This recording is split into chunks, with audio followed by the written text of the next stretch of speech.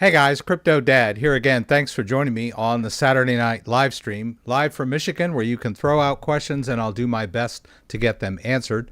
We'll talk about Bitcoin, we'll talk about the news, we'll talk about altcoins. I'm going to move some crypto around for you guys. And as always, I'll do my very best to get to your questions and see if we can't answer or troubleshoot your problems here live. So thanks for joining me, guys. I just got back from Fort Wayne, Indiana. I was visiting some relatives. My parents come up every year. My dad plays in a golf tournament.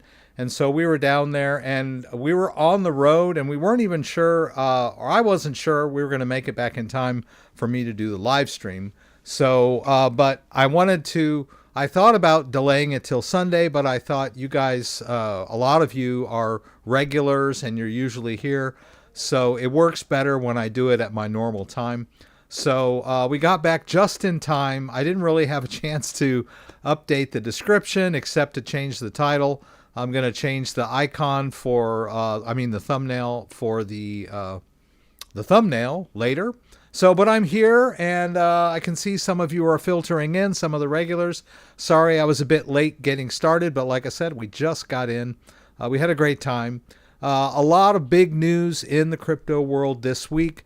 This was what they called Crypto Week in Congress, and there were several bills that were making their way through Congress. The Genius Bill actually passed the Senate, and or did it was either the House or the Senate, but the other the other chamber had already approved it, and they didn't have any changes, so it went straight to Trump's desk and he signed it. Now the Genius Bill has to do with stablecoins, so that's a big one for the crypto ecosystem.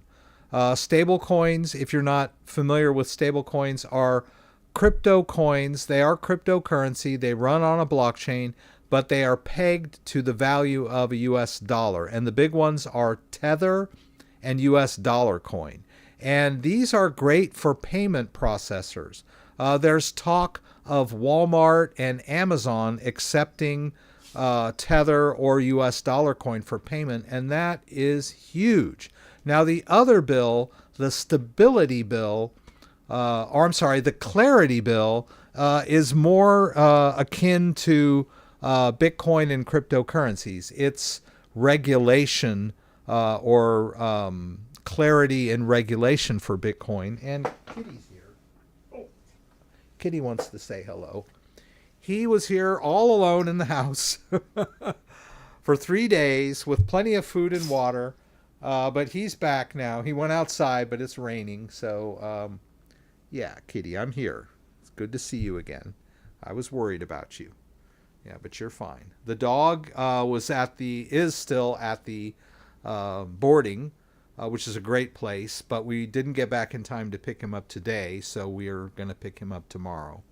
But the Clarity Act is more of a big deal for, say, Bitcoin and other cryptocurrencies because it gives regulatory clarity to those coins. So that one still has to go through the Senate, and hopefully the Senate will approve it without any changes, and then it can go to Trump's desk. The third bill that was coming through this week was the anti-CBDC bill, or the anti-central bank digital currency bill, and this was proposed by a group of conservative senators that were concerned about the U.S. adopting a central bank digital currency. Of course, Trump promised this in his campaign, that he wasn't going to allow a central bank digital currency. But of course, a campaign promise doesn't hold much weight until it has been solidified in law by Congress. And so Congress wanted to hold him to that campaign promise. And that bill, I believe, maybe didn't quite pass the House yet. I'm going to pull up some news stories. And once again, I want to thank everyone for being here. Sorry, this is kind of on the fly. So let's go over and greet everyone that's here tonight. And thank you guys for being here. I haven't even put up my green screen. Let me do that. Now, Kitty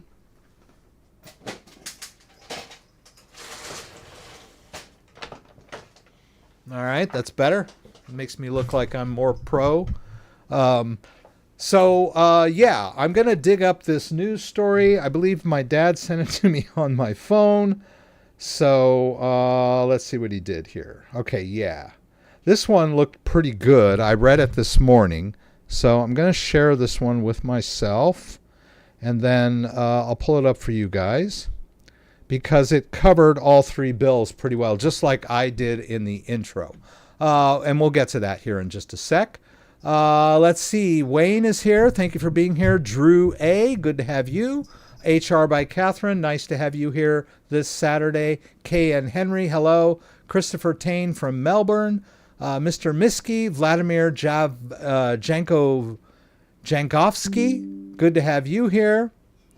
Let's see. Kenny is here. Good to have you here, Kenny. Thanks for all your help this week, dealing with stuff that Kenny is an expert on. Dusted in Shadow is gifting memberships. That's awesome. Midwest Picker got the free membership. Congrats on that. Gregory Whelan. Bobby is here. Masked Ninja 76. Thank you for being here. Bernie is here. Don J, you seem new. Bernie and Don J, I don't think I recognize you. Welcome if it's your first time. E. Poston from Colorado. Jacob Slatter, longtime lurker. Good to have you here. Craw Billies. Fred McIntyre hitting the thumbs up reminder for everyone. Patricio Barrow has a question about software tax program like CoinTracker. How does it work and is it safe to use? Yes, it's safe to use. A lot of people get a little paranoid on those because you're giving up your public wallet addresses. So it is a hit to your privacy. But if you're going to file your taxes and you want an accounting firm to help you with that, then yes, you have to give them your crypto wallet addresses. Now, a lot of people don't trust these people. They say they're going to sell your information. That seems kind of out of the top. But all of these software companies, crypto tax software companies, have policies, and they don't share your data. They just use it to generate your tax forms for you. And trying to do this on your own is a monumental task if you're an active trader. So they'll take your crypto exchange activity coupled with your wallet activity and make sense of all that for you and allow you to generate they will generate your capital gains tax forms for you. So they're safe to use in that sense. So CoinTracker, I can't think of all of the other ones. CoinTracker is one. Coinami, I want to say. No, that sounds like a wallet. CoinLedger is one of them. Yeah, CoinLedger is a good one. I've done videos on all of these if you're interested on setting up these. CoinTracker. And there's one more that I can't remember. These are the big ones. Let's just put in crypto tax software and see what we get. CoinLedger, I think I put that one up. Coinly, that's the one I was thinking of. So yeah, these are the big ones. CoinLedger, CoinTracker, and Coinly. And you can shop around which one you think works best for you. But they all basically are the same thing. You connect your wallets and your exchanges, the history of your exchanges, your trading history, and your wallet transfers, and they can calculate your capital gains tax for you. So you can stay compliant with Uncle Sam or whoever government you rules over you, so to speak. Let me see if I can find that.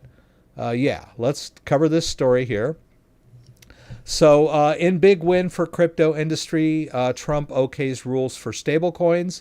There he is signing it.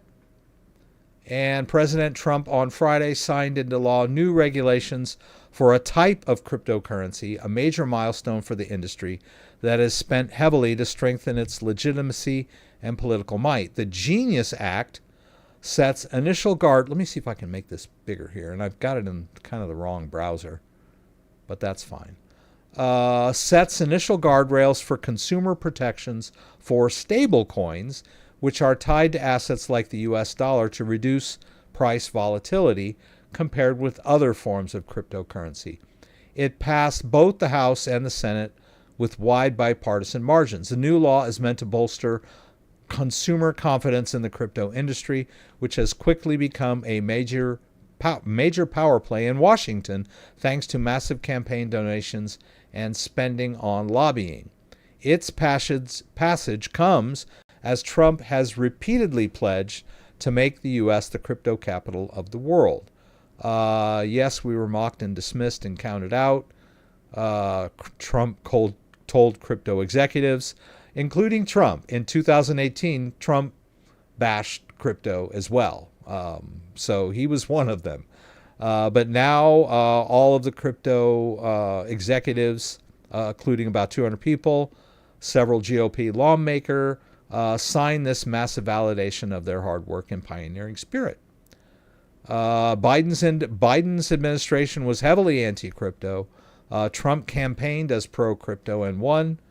President lavished praise on crypto earners. This is all about the Genius Act. Okay, so I thought they were going to talk more about the other bills that did not pass. So let's have a little fun, and I'll just Google these for you guys. Let's see, we got crypto news here.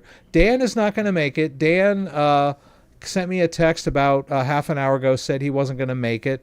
So Dan will not be here. Let's see. Let's see, Genius. Let me try that. Whoops. Genius. Some lawmakers are sounding the alarm. Of course, the Democrats aren't happy. Why is a partisan issue? I don't know why. Why Democrats are so anti-crypto, I'll never figure. You'd think they were supposedly the party of the people back when I was a kid, and you'd think Elizabeth Warren was anti-bank. She was in a lot of, before she became a congresswoman, she was in a lot of documentaries bad-mouthing big finance and banks. So why she is so anti-crypto, I will never know. Yeah, and so it goes without saying, but I should have said that these stablecoins run primarily on the Ethereum network. So Tether is an ERC20 token. US dollar coin is an ERC20 token. And most people that use Tether and US dollar coin use the Ethereum version or flavor of those stable coins. But I should also point out that many networks can host these stable coins. So Tether and US dollar coin, well, I know Tether runs on the Tron network. I don't know about US dollar coin. Tron is more of an Asian thing. But the Polygon network hosts US dollar coin and Tether, and the Solana network has a version of Tether and a version of US dollar coin. The Base network, which was created by a subsidiary of Circle, or Circle owns, I think, the Base network. I don't know that they own it. They sponsored it, So yeah, the Base network hosts US dollar coin and maybe Tether. But yeah, but the Ethereum network is the big daddy. And so the Ethereum coin, which is the overarching driver, or the heart of the Ethereum network, is the Ethereum coin, and all these tokens run on the Ethereum network. So of course, since this bill passed, and as the bill was getting closer to being passed, we saw a huge surge in the price of Ethereum. Ethereum is at $35.90 tonight, up 43%. One day? That doesn't make sense. Maybe it dipped down a bit 24 hours ago. But yeah, that's amazing. Ethereum was like 1,500 a couple months ago, and it's gotten back. So the lack of yield-bearing options for U.S. regulated stablecoins under the Genius Bill will drive investors to search for interest elsewhere. Analysis said U.S. fresh stablecoin legislation could create more demand for Ethereum, and decentralized finance applications, which are primarily based on the Ethereum network. We talked about the Genius Bill. I wanted to look at the Clarity Bill, which kind of got stuck in Congress. And is that going to come up for us? What are we doing over here?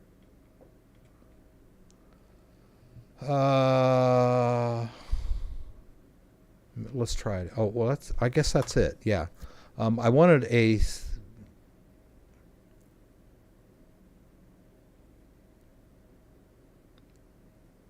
I'm trying to find what I think might be our most relevant story. Let's look at this one and see what we got. Crypto Week in the U.S. ends with some victories for the crypto lobby with the Genius Act. And here we go. I wanted to talk more about these other ones that didn't quite make it through this week. The House also passed, the House passed the Clarity Act, the long-awaited market structure bill championed by the blockchain industry, as well as Republican Representative Tom Emmer's bill that would ban the Federal Reserve from issuing central bank digital currencies. That's what I was mentioning earlier about central bank digital currencies. The latter two bills will head to the Senate, where the slimmer pro-crypto Republican majority could mean more deliberation and amendments before they get passed, because it would have to, in order to pass over the Democratic caucus or the amount of Democrats in the Senate, I think they're going to need every Republican, and so some of the Republicans want to put in amendments and whatever. So that's kind of where we stand, since they don't have a huge majority in the Senate. Let's see, the guiding and establishing national innovation. Oh, we got that part. Let's get down to the Clarity. Come on, we've all talked about the Clarity. We've talked about Genius Act. The Clarity Act and Emmer's anti-CBDC Surveillance State Act are now headed to the Senate. The Clarity Act would offer digital commodities on mature blockchains an exemption from the Securities Act of 1933 and reassign regulatory purview over crypto from the Securities and Exchange Commission to the Commodities and Futures Trading Commission. Because up to this point, the Securities and Exchange Commission were treating a lot of cryptos as securities and going after them for violating securities rules and regulations.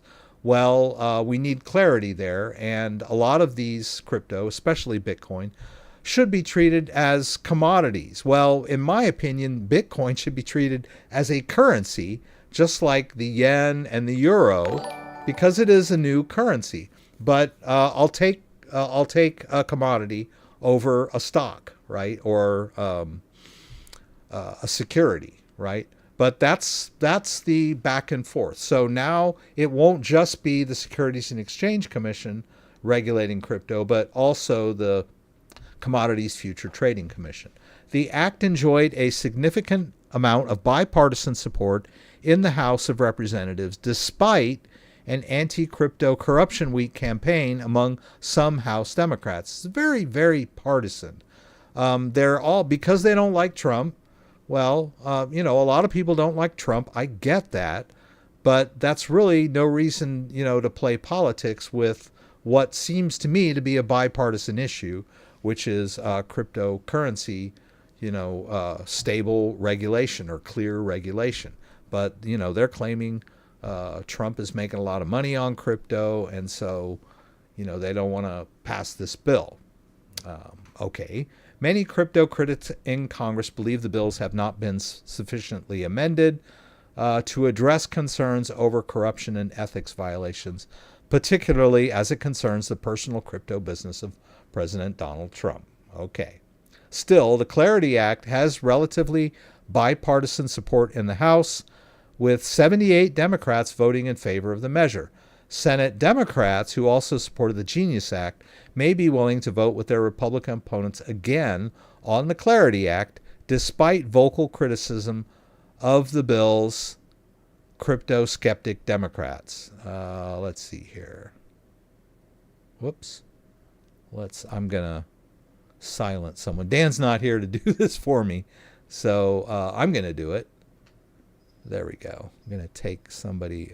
Let me see. Ortis. Should I take Ortis out or not? Okay, it looks like he's just talking and not shilling, so I'm going to let that one pass. Plus, he was here early. Anywho, let's see here. Senate Democrats, all blah, blah, blah, blah. Despite vocal criticism of the bills from crypto-skeptic Democrats in the Senate, such as our old friend, Senator Elizabeth Warren. Okay, now the anti-CBDC bill here. The vote on the anti-CBDC bill was closer, reflecting a more partisan divide on whether the Fed should be prevented from issuing a digital dollar. Now, this is a lot different than a decentralized cryptocurrency.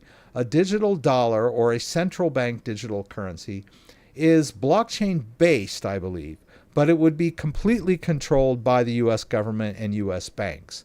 And a lot of people are afraid of something like that, where it might be akin to what's going on over in China, where Chinese government can sort of turn people's banking on and off depending on whether they're towing the party line.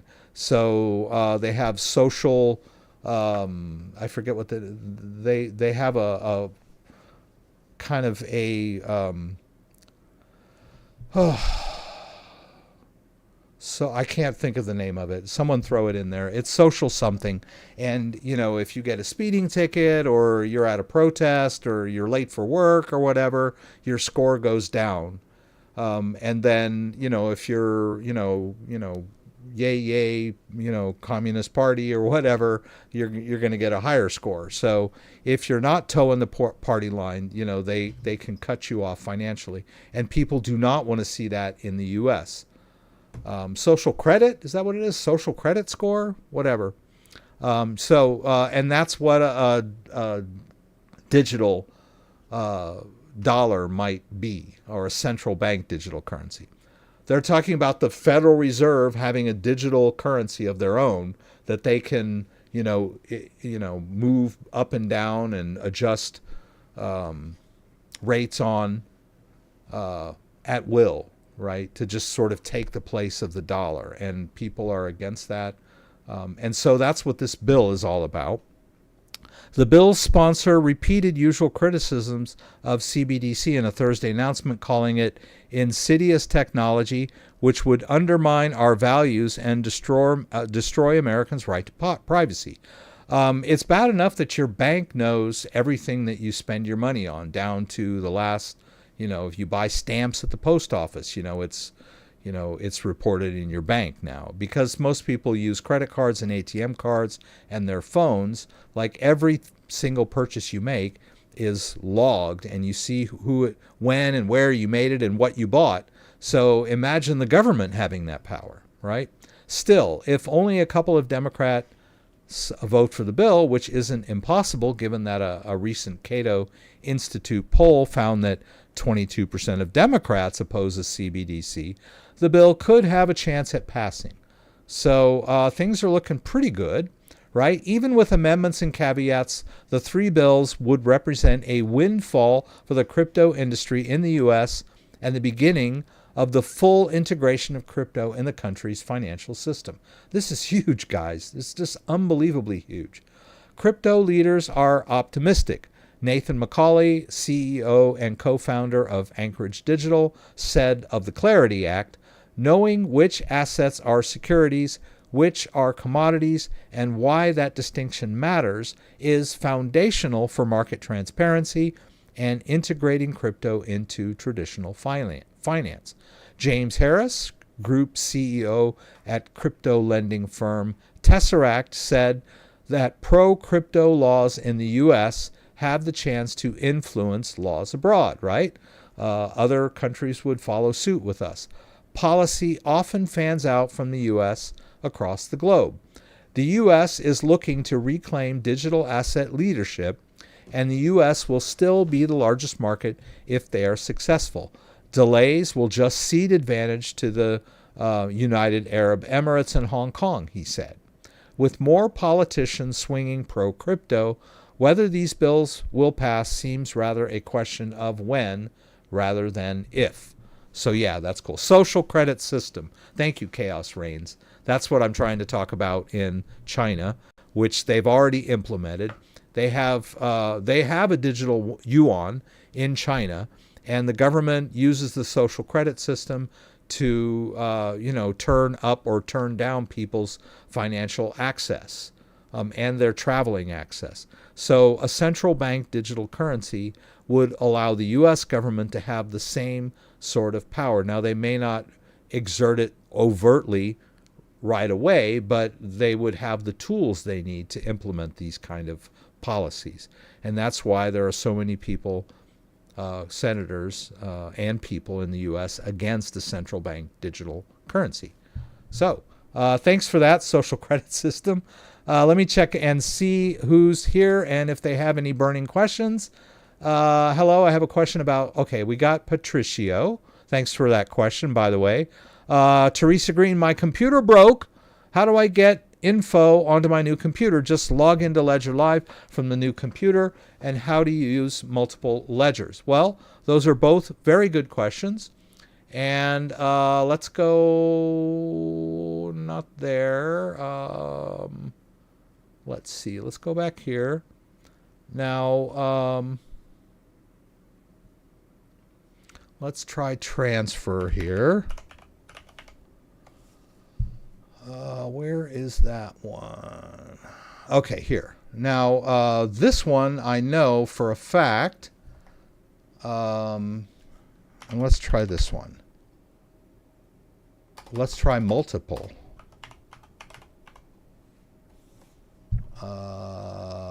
Managing multiple wallets. Okay, here, this one. Okay.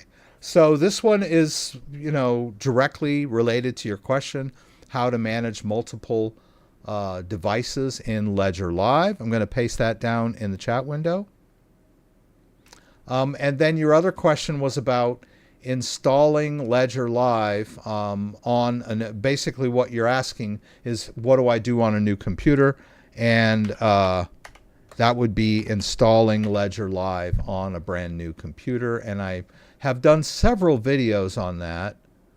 Let's see, how to reinstall Ledger. Okay, this is the most recent. This would be, your old computer broke, you have your Ledger, and you're safe. Everything is on your Ledger that you need. All you have to do is go to your new computer, install Ledger Live, and then connect the device and recreate all of your crypto accounts. And this video gives you a step-by-step tutorial on exactly how to do that. So, I mean, it's a little bit involved for me to explain it here live, but those videos encapsulate both of your questions, and they're very detailed. All right, and let's see. Ortis, the Ripple is a government entity. Every member of the government in that room had to sign an NDA until Judge Torres releases both from the lawsuit. They can't even mention the name. Okay. What do you think about SharpLink Gaming? I don't really do coin evaluations.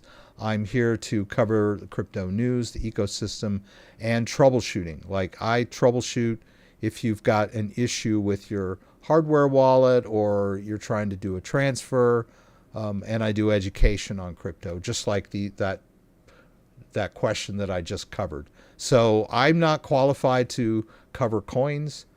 I don't shill coins. I don't give financial advice. And that has served me well in the 6-7 years that I've been doing this channel. So I apologize about, not doing that. I agree it's a currency, not a commodity. Dot Capital agrees with me that Bitcoin should be classified as currency. Yeah, one reason they count it as a commodity because they don't want it to look like a direct competition to fiat. That makes sense, right? social credit score. Everyone got it but me. Ding, ding, ding. Everyone knew what that was except me. If you show bad behavior, you get a rain cloud emoji. If you behave, Xi Jinping gives you a sunshine sticker. I've heard stories where you can't even get on the bus, to leave your neighborhood or whatever if you've got, in the bad graces of the social credit score. So sorry I can't address that sharp link. I don't know what it is anyway. Andreas Ebert is here. That's good.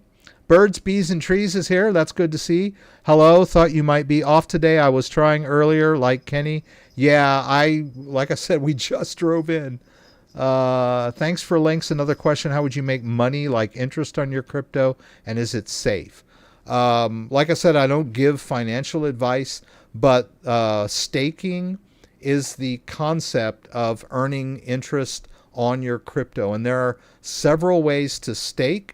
You can stake directly within Ledger Live if you're fairly new and all you have is a Ledger device. Now, not every crypto has the ability to be staked. So Bitcoin is not stakeable, but you can stake Solana. If you have Solana in your wallet, you can go up here to the Earn, and you can turn on staking, and you'll get a percentage of payment in Solana, but you do have to tie up your assets. Now, when you, and you'll be earning rewards in Solana, so which, is a good thing. It's your crypto working for you. The downsides to staking that I've seen over the years that I've been involved is that if there are a lot of like new tokens that come out and they'll say, we're going to give you 30% if you stake our token or whatever. That's all well and good, and they'll follow through on that, and you'll get rewards in that token. The problem is if the price of the token tanks, then all that time and effort you spent staking isn't giving you any kind of rewards in real dollar value because the token tanked. This is, Cardano is a great example. So, Cardano is stakeable. And so there are a lot of people staking Cardano and earning a bunch of great rewards in Cardano.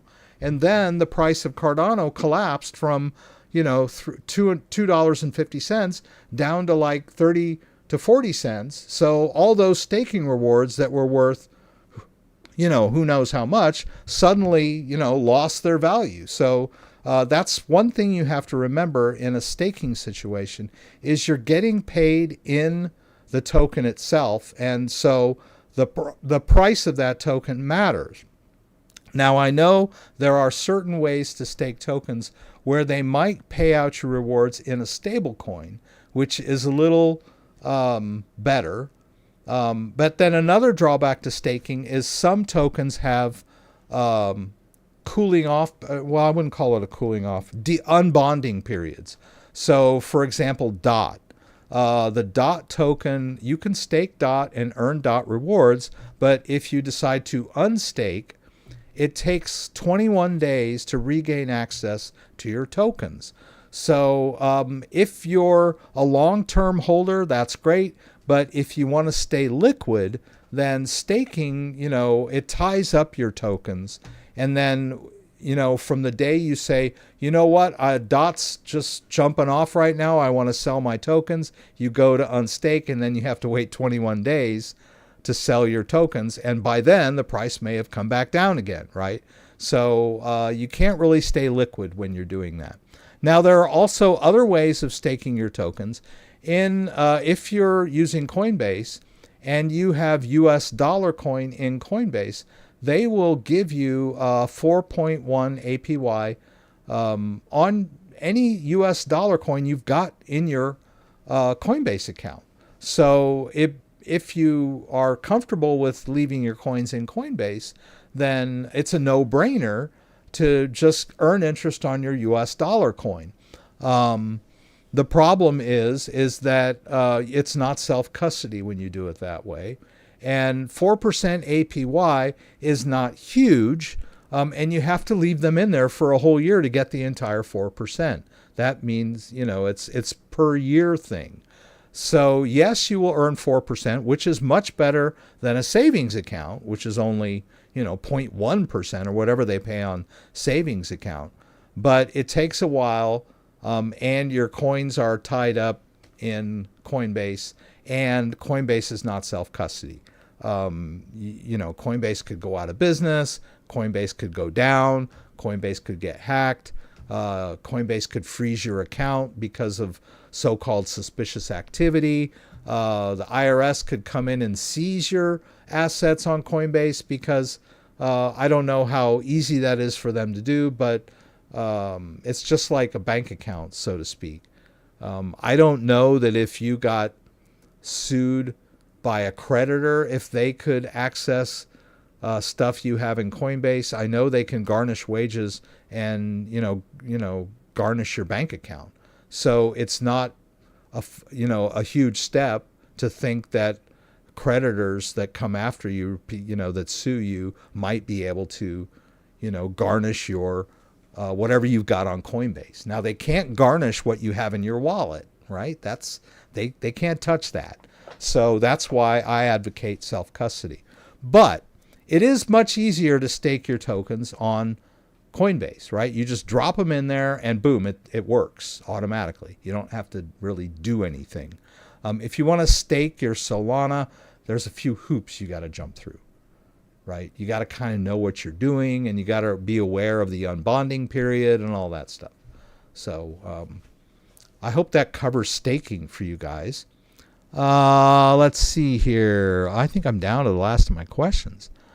Did not see the link till after the stream started. I will make sure I'm not late again. LOL. Well, no one can blame you, Kenny, because I didn't actually get the link posted until like 6:03 or 6:04, whatever it was. It was a little past 6. But as I mentioned earlier, we were on our way back from Indiana, and I was thinking about delaying the stream until tomorrow night. But I know I've done that before. But most people are regulars. They tend to be here on Saturday night expecting the stream. And when I reschedule the stream for Sunday, a lot of the regulars don't realize that. It's hard. YouTube is funny the way its metrics work. I know that, I subscribe to hundreds of channels, or let's say 50 plus channels, and I don't get alerts for all 50 of them. I think it depends. YouTube will only give you alerts on a channel you've subscribed to if you've watched their videos within a certain time frame. So if you haven't watched a video on a particular channel in, say, 3 months or whatever, I think they stop sending you alerts for that. Although that's kind of weird. I got an alert for a channel that I hadn't watched in like a year today. So who knows how that works. But I get it. It's hard for me to reach out and let you know what I'm doing. Hey, come back tomorrow. I'll be here. If I'm not in a stream, I can post it on the, the community tab, but not all of you read that. So anyway, that's why I jumped in tonight. I'm going to have to redo the thumbnail, update the thumbnail, and update the news, right? So all the news stories that we covered tonight are not down in the description as they normally would be. Let's see here. Let me see if I can get finance. Whoops, really? Sorry about that. Let me see if I can get back to this one. Let's see here. Yeah, we got to go live. And yeah, see here we're live and we got the exact same icon. But I changed the title, at least, on the fly. And then I'm just going to go here and delete these stories because they're from last week. And then after we're done here tonight, I'll go in and paste in those stories we did cover tonight. And then I know Kenny sent me some stuff this morning, but I didn't really have a chance to look anything over because I was on the road most of the day. Interesting thing, my son loves Raisin Cane chicken fingers. If you've never had if you've never been to Raisin Cane, it's kind of a new, I don't know how long they've been around, But we went to one in Nashville last summer at the Bitcoin conference, and he just loved it. It was really good, and it was packed. I mean, all they sell are chicken fingers, right, and chicken sandwiches, and they come out hot. They've got a process, right? You order them, and then they go, hey, hot chicken up for Rex, and you go get your hot chicken fingers, and they got this really good sauce. Anyway, they don't have any here in Grand Rapids, and then we'd been with relatives and having dinner for the last 3 nights in Fort Wayne. And my son was, why do we have to be here 3 days? And blah, blah, blah. And then last night, we're coming back to the hotel, and we pass a Raising Cane in Fort Wayne. And he wanted to go to Raising Cane so bad, he was willing to stay an extra night so we could go to dinner at Raising Cane. But so what we did was we went to visit relatives in Albion, Indiana, this afternoon. And instead of doubling back to Fort Wayne, we went up to South Bend. There in South Bend, they have, or Messaquah. It's not Mississinawa. It's Messaquana or something, which is a suburb of South Bend. And they had a Raising Cane's there. So it was a little bit out of our way. But when we got done at Raising Cane's, it only took us 2 hours to get back. And I kept looking at the clock going, hey, I think I'm going to make it back before 6. So I think I'm just going to, run in the house, get the mail, pull in the Amazon boxes, and then get down here and jump into the stream. And I managed to do it. So don't feel bad, Kenny. Recommended exchange to cash in BTC. Thank you for that, Crawfish. Now, my favorite exchanges are Coinbase, which is a really good cryptocurrency exchange for cashing out. So if I were to sell this Bitcoin, I'm going to leave it as Bitcoin right now. But if I were to sell this Bitcoin, it would appear in my US dollar account here. And then it's really easy to, they don't have withdraw cash here, which I don't understand why they don't. I'll go back to regular. But yeah, I mean, you just go to withdraw cash, and whatever balance, you can withdraw stablecoin directly. They'll convert it on the fly. And you can set it up with your bank accounts, right? I've got all 3 of my bank accounts are set up with Coinbase. I can deposit and withdraw to my 3 bank accounts. And then you can also, I can do instant on 2 of them, which is pretty cool. For an extra fee, the money will show up in your account within minutes.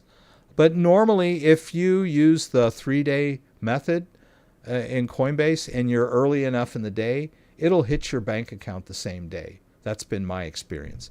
So if you want to cash out Bitcoin, you transfer it over to Coinbase, you swap your Bitcoin for cash in Coinbase, and then you do a cash withdrawal on the 1 to 3 day business, and you do all this like around 9 a.m. or 10 a.m., you'll see that cash hit your account later in the day, like around 2.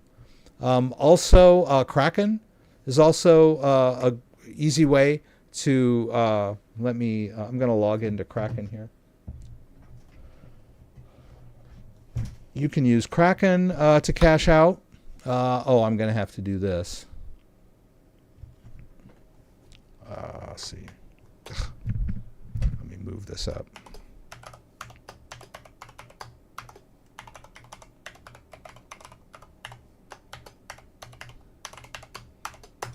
Okay, first try. That was pretty good. So we do this, and then I'm going to connect my stacks, ledger stacks, because I use my ledger stacks as my passkey. So let me just enter the PIN here.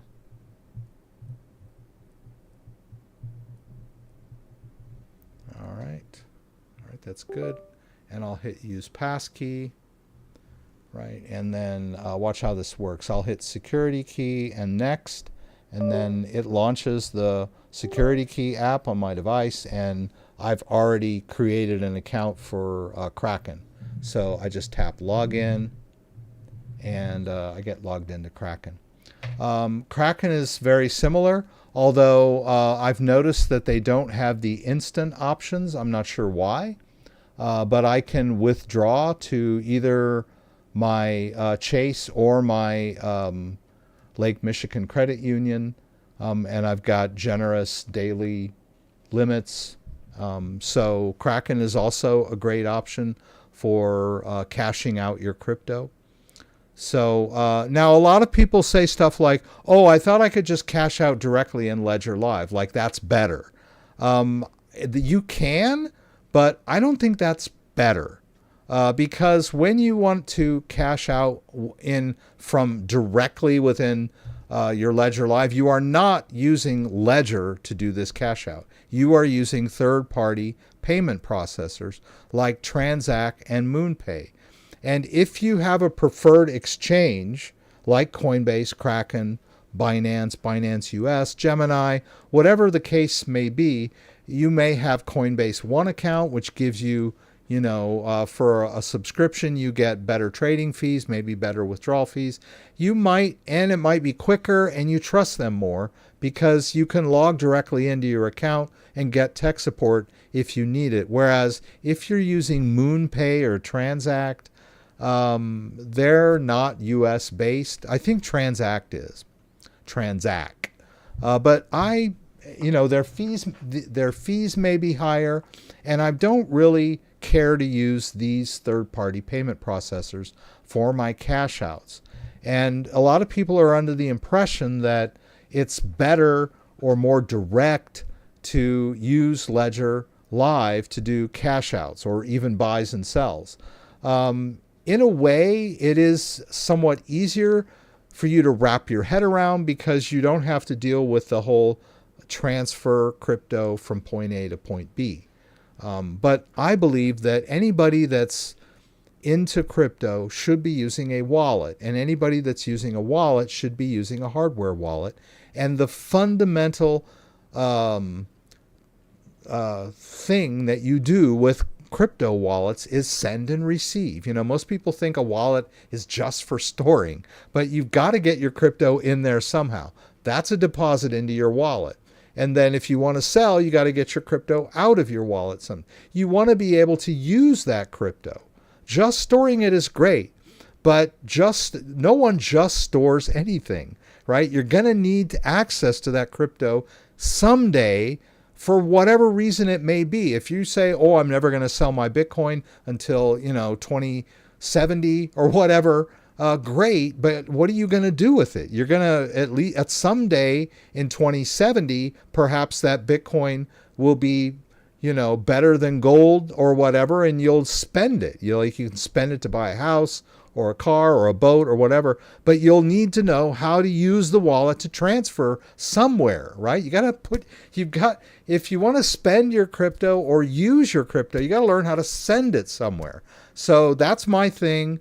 Learn how to send and receive crypto back and forth between your wallet. So many people in the comments and in emails really have no idea what that is about because they just don't they don't understand how fundamental that is to managing crypto, and they've never done it before, so they just don't wrap their head around it. But it's not that difficult, and if you practice it on, just on a regular basis, send and receive small amounts or whatever, it's not that big of a deal. It's really easy to do, and you probably end up, it'll probably end up costing you less overall than using MoonPay or Transact to cash out your crypto.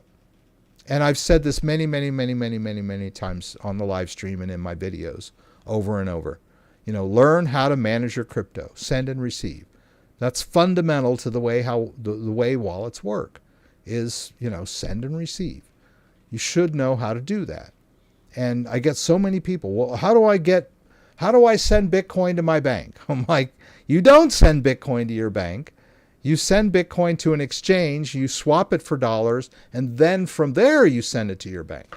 Or you do this third-party thing under the hood, and Ledger Live makes you think it's all, being done directly, but it's not. Under the hood, these third parties are actually And sometimes these third parties might throw a flag and hold your crypto for whatever reason. I've heard so many horror stories about some of these. Let's do max here. Some of these places, well, I don't know about CI. Well, I think CIC sometimes, if things get flaky, they'll put a hold on your transaction. I sent them the wrong network of crypto once, and it took me like 3 months to get my crypto back. They did get it back eventually.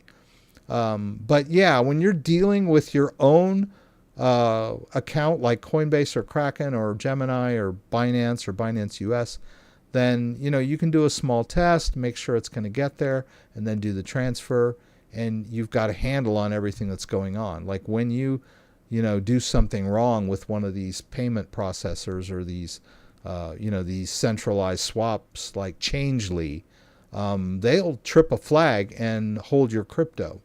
Now I hear horror stories on Reddit of people that, I tried to swap XRP for stablecoin, it was $100,000 swap, and they raised a flag, and now they're asking me for ID information. Well, of course they are. I don't know who goes to swap $100,000 worth of XRP on a centralized exchange under the hood, and then like freaks out when someone says that looks kind of suspicious.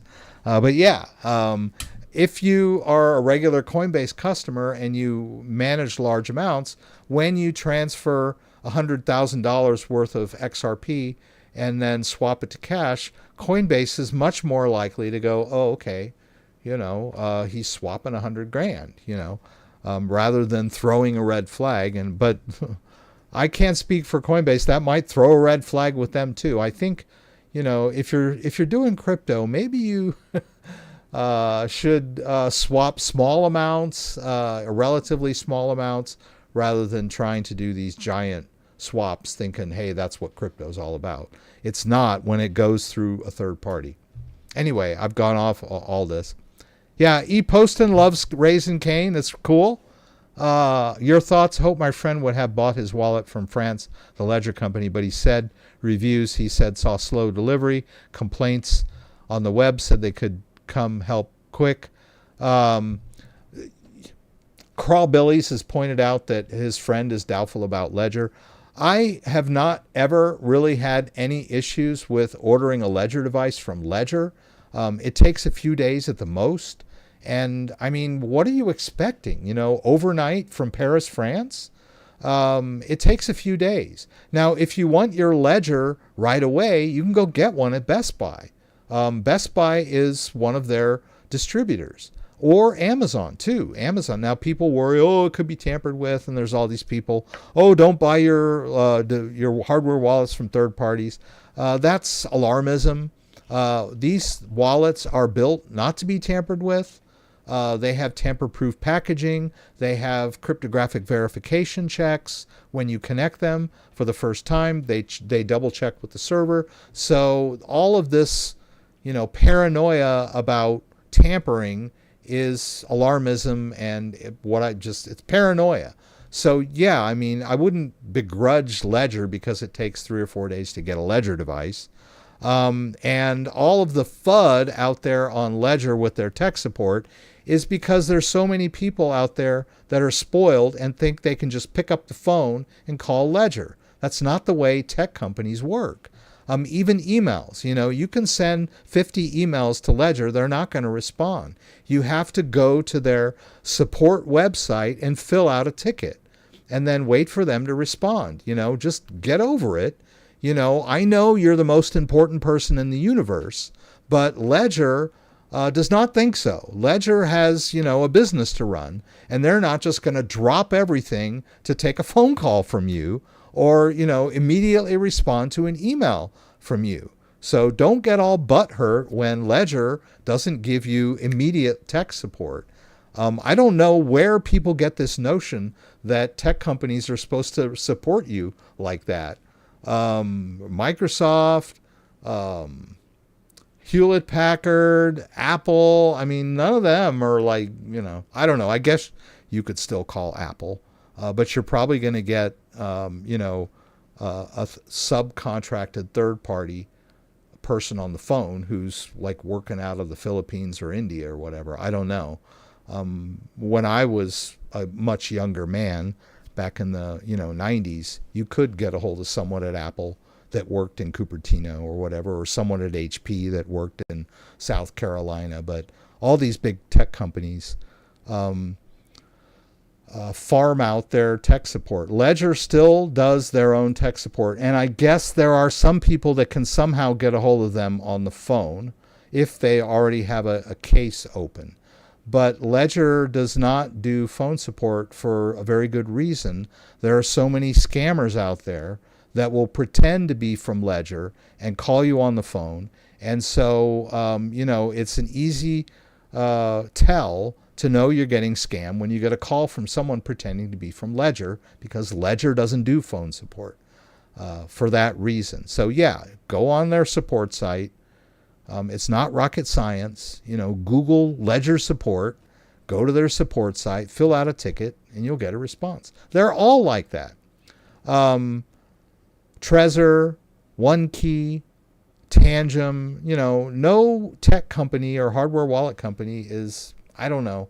I think Tangem has a better commitment to tech support or customer service. I know Engrave does.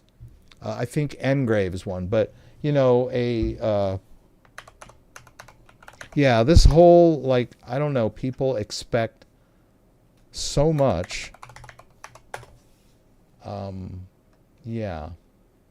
don't know. I've been jaded over the years, but I know Engrave has a big commitment to, but they don't sell that many units, right, as Ledger does. Ledger sells millions of units per year. Engrave is a awesome wallet. It's pretty expensive, but they do, where is it here? Here it is, top-notch customer. I don't know why this isn't loading. But yeah, they pride themselves on top-notch customer service. So, anywho, yeah. Let's see here. Thank you, Gregory. Thank you. Hi, PLs. Make video about Trezor, the new 20-word seed phrase, and how to recover the 20-word seed phrase. Let's see here. I have done a setup video. Let's see, which one is it? Here, Trezor Safe 5 full. I believe this video I do the 20-word backup. It's not that much different than a 24-word backup. It just has 20 words. And it walks you through the whole process. And the restore process is very similar. It just asks you, okay, get out. It's going to give you 3 different backup phrases if you do a 5 out of 3 multi-backup. And then when you go to restore, thank you for that subscription, by the way. When you go to restore, it's going to say, okay, type in seed phrase 1. Okay, great. Type in seed phrase 2. Great. Type in seed phrase 3. Boom. Now your restore is done. I mean, I don't mean to be dismissive or reductive here, but it is that simple. But yeah, check out this video that I'm linking down here, and I do the full Trezor Safe 5 setup using the 20-word backup, and I'm pretty sure I did the 3 of 5, but that I may not have on that one. Let's see. I know I did it on one of them. One of them I know where it says it on there. Okay, this one. This is the one. Unboxing word slip 20-word backup. Yeah. And I show you how to use their metal keep, which is also an awesome little thing.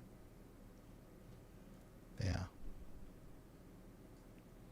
So yeah, and Kenny points out someday your bank might accept Bitcoin deposits, but now they don't. So maybe that the simple, send my crypto to my bank will become a reality at some point, but today it's not. I worry Best Buy might sell possible compromised wallets. I think I went over that. They are an official distributor for Ledger, and there are a lot of safeguards against tampering in the chain. And, you know, the ultimate argument against this whole I'm worried about tampering is they have a genuine check, which is a cryptographic verification of the internal working of the device. If it fails the genuine check, then you know it's been tampered with. If it passes the genuine check when you're connecting it to Ledger Live for the first time, then you know cryptographically, mathematically, unequivocally that it is a genuine device and that it has not been tampered with. So, a lot of influencers are out there telling people, watch out, don't ever buy your hardware wallet from, accept directly from the manufacturer. I believe that's bad advice. I think that's alarmism, The worst that could happen is that somehow some crazy fluke, someone tries to send you a device that has already been set up and already has a PIN code and a seed phrase in there. That's a possibility, but if you're, you got half a brain in you and you're going to, store thousands of dollars in crypto, I would hope that if before you do that, you would do a little bit of research on how wallets work and know that that's a no-no. But this whole, some secret spies, used, grappling hooks and, snuck into an Amazon warehouse, in the dead of night, wearing all black and somehow, managed to get a pallet of Ledger or Trezor devices and, get in there and tamper them. And you need a lab to do it. So it would have to be a portable lab. So that's fantasy stuff in my brain, Maybe tampering was the thing back in the old days. Not to mention these wallets are made to be tamper resistant, even if someone can get their hands on it. They all have secure element chips, with EAL6+ security ratings. And, a lot of them, if they get broken open, they self-destruct. Or if they get broken open, then, it trips a flag and it fails the genuine check. So anyway, I've talked enough about that. Watching a video on how to restore a Keystone 3 Pro. Original hard wallet is a Keystone 3 Pro. I think maybe I did a Keystone 3. I may have done a restore on a Keystone 3.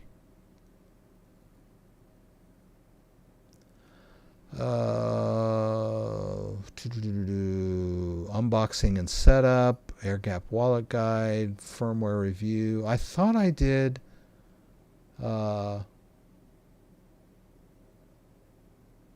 I guess I didn't. I thought I had done a restore on Keystone 3 Pro. I do have this migration video which walks you through using your Ledger 24-word seed phrase to restore to a Keystone. So that's pretty close to how a Keystone restore works because, in this video you enter it in. But this video is a year or so old, so the interface might be slightly different now. So take what you want from that video and leave the rest. Yeah. If you've held crypto for a very long time, how do you figure out the exact buy date for tax purposes? That's a really good question. Your crypto is on the blockchain. So you can go into your Bitcoin account and then I have a really long one. But let's just assume that your first deposit was, let's go back further here. Let's say your first deposit was 31st of March of 2025. You just go back to that transaction, click on it, and it'll give you the exact date that you made that deposit. Now, if it was a purchase on an exchange and then you transferred it in here, then you'll have to go over to your exchange and look up that date in your transaction history to see the date and time. That's why we were talking earlier about crypto tax software solutions, because you connect your wallet and your exchanges, and they do all that for you. They know exactly when you bought it, exactly when you sold it, and if you sold part of it, they know all the accounting things about FIFO and LIFO and all that stuff, to calculate all of your capital gains and or losses accurately. So rather than you trying to figure it out, it's going to be difficult. But yeah, I mean, you can, if you don't know when you made your very first purchase, date and time and price, then you can look it up in your wallet. Now, the wallet would be a little more tricky, because you would, not only would you can go back and see, okay, I bought it exactly at this time, but then you are also going to have to go back and look at the charts and say, okay, what was Bitcoin? What was the price of Bitcoin on this exact date and time? And that can be kind of dicey too. It depends on where you bought your Bitcoin as to, what the exact price was. So you would look that up in your Coinbase account or your Kraken account. Or, if you did it within Ledger Live, I don't know, maybe you'd have to look it up in somehow with Transact or MoonPay or whatever to find out the exact price you paid. But yeah. That's why these CryptoTag software services are so much better than having to go through all this grief. And then, you can go into your Coinbase account and go into your transaction history and, just go back to that date and time and see when you bought it, what you bought it for, and what you paid, So transaction history, that's the answer. Yeah. So from your exchange or from your wallet, either one. The wallet is most likely just going to have the first deposit you made. So to get the price you paid, you'll have to go back to wherever you bought it and figure out, how much you paid for it on that date and time. Anyway, I'm a little over tonight. Sorry I was late getting started. It was great seeing you all here. I'm glad I was able to get here and go through this really important news. I probably missed a few important stories. But I'm going to start next week. I'll be raring to go. I'll have all the pertinent stories lined up.